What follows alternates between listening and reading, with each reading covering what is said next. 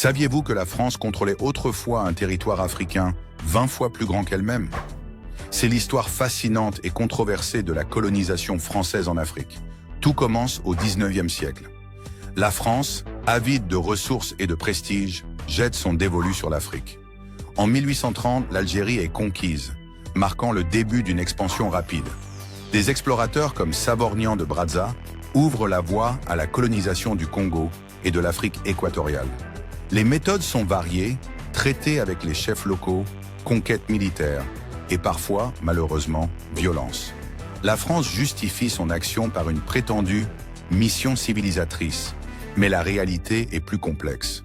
Au fil des décennies, l'empire colonial français s'étend de l'Afrique du Nord à Madagascar.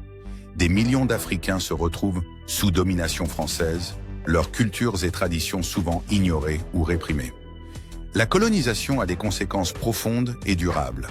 Elle transforme les économies locales, impose le français comme langue officielle et redessine les frontières.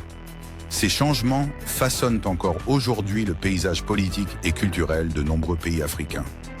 La décolonisation, amorcée après la Seconde Guerre mondiale, met fin à cet empire. Mais l'héritage colonial reste présent, influençant toujours les relations entre la France et ses anciennes colonies africaines.